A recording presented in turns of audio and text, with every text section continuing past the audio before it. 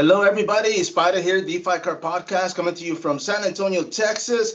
Being joined by professional mixed martial artist Roger Reyes. Roger, how are you, man? Good, doing good. Trying to enjoy last weekend's victories for as long as possible. No, definitely, man. I wanted to talk about that exactly, bro. You had a fight that was actually canceled before that bout. So, can you tell us what happened? From my understanding, and I had to get on the phone and plead with the state about 2 days before that fight was supposed to happen. They had booked me a fight with somebody who had gotten his last fight. He had got knocked out, which was I want to say April 17th. Has to serve a full 6 month suspension.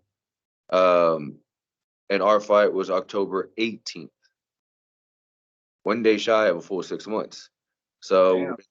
the state commission finally looked at the numbers and saw, okay, my last, even though it had been a couple years since my last fight, they saw all my last fights were, TKO stoppages. They didn't like how it was going to look for the would-be opponent, and the fact with him not fully serving a 6 month suspension could have been ugly for them if I had knocked him out again or some other type of finish. No, definitely, man. Now, having a fight booked like that for you, because obviously you're watching what you eat, you're watching your weight, you're getting mentally ready. How did that affect you? It definitely broke me down. I was, like I said, I was about 3 days, 4 days into the cut already. I usually cut about 15, 20 pounds, somewhere between there. And it was just a big mental blow. It's one thing when if an opponent gets hurt and they had to pull out because of whatever reason. But this guy's coaches were actually calling the state themselves. This guy called the state himself, like, "Hey, we want this fight. Let us fight." Like they wanted to fight with me.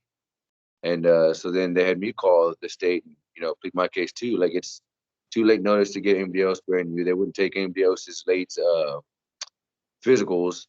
So it was either convince them to let me fight this same guy or I was going to be able to fight. So we all called and tried to change their mind, even my opponent himself and his coaching staff. And no, they just said they didn't like how it would have looked on them if it went my way. And Right. You probably would have, man. We saw your last fight. You definitely finished your opponent, man. Let me ask you this: your opponent was actually pretty tall, man. The reach wasn't that bad, but him being the taller guy, were you kind of worried about that? I'm gonna be honest, I lied on that reach. Whatever I had to put down, I guesstimated. Uh, my reach is not 75 inches. It's probably about 68, 69, somewhere around there. It didn't look as bad because his was, I want to say, 77. My reach Right. is not 2 inches shorter than his. I knew I had to get inside, and that's all the game plan was to stay inside, make him miss, and make him pay for it. No, and obviously he did, man. You got the finish. Knowing that, as far as you're a fighter, so you go out there and fight. When they offered you this opponent, were you like set on just fighting them? Were you okay with that?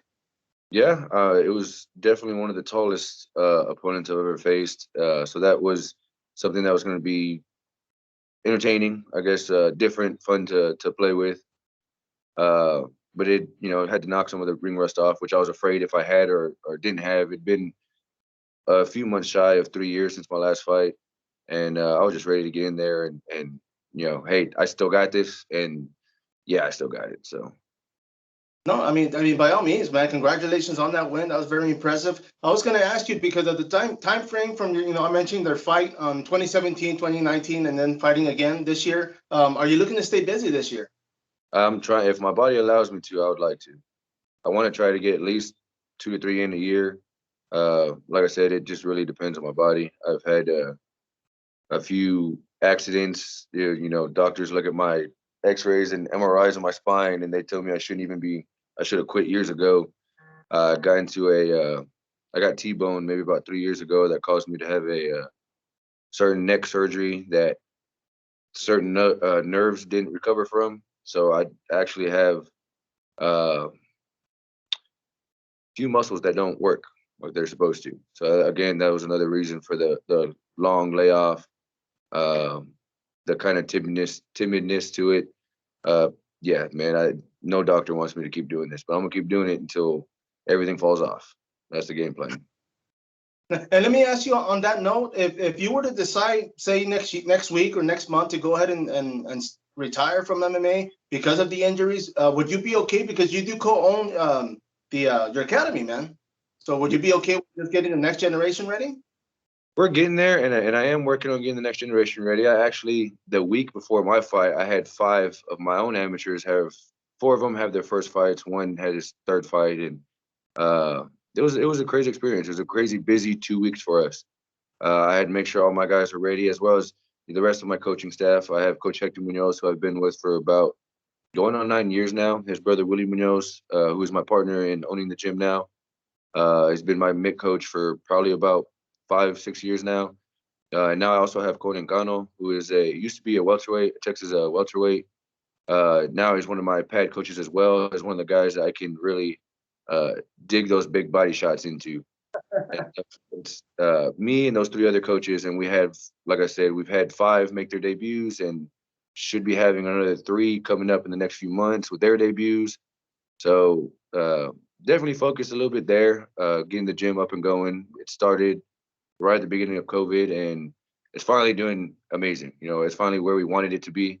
So I can finally officially say I have a fight team, not just myself, but there's in the next generation coming up as well. So it's awesome. It's good. And yeah, I guess I'd be okay if I did decide to retire with the gym and regular day job. I am a bailiff here at the 319th County Court.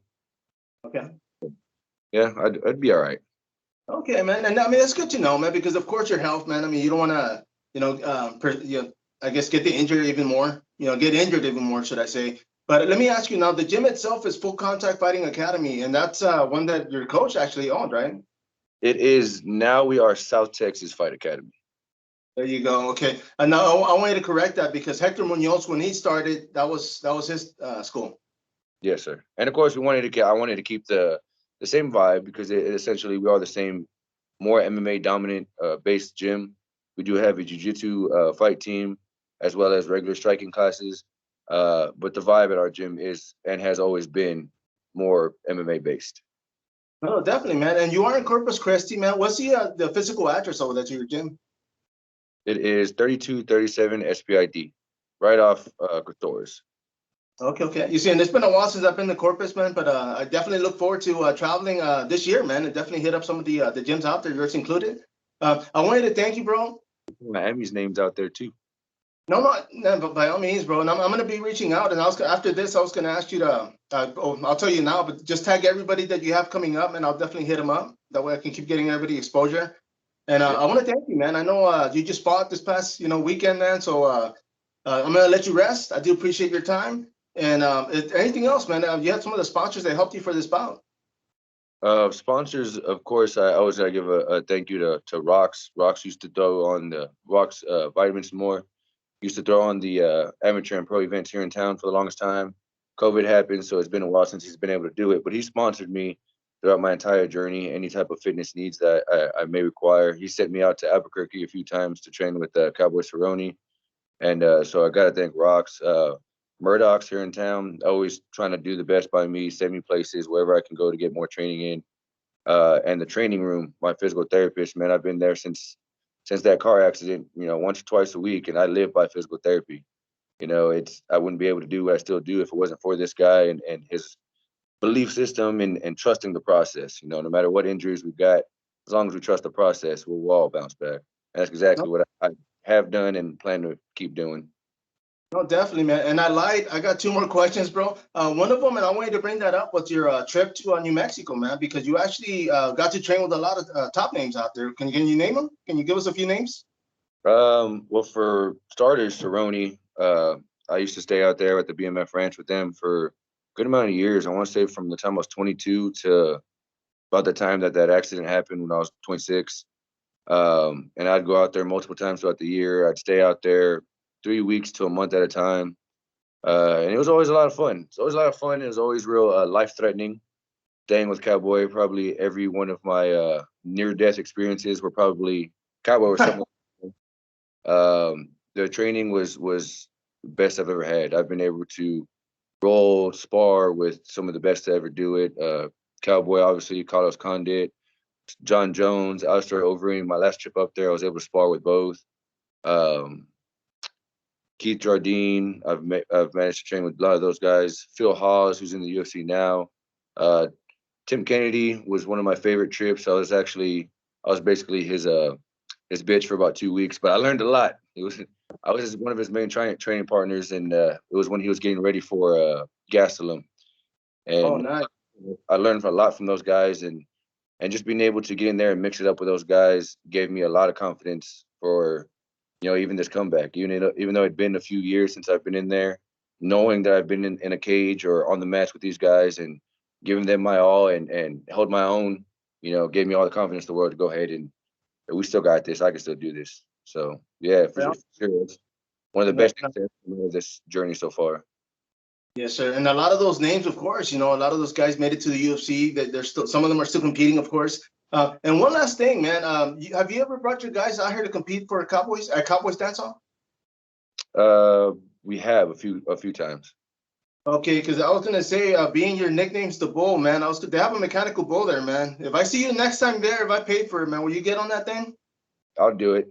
If you Man, want.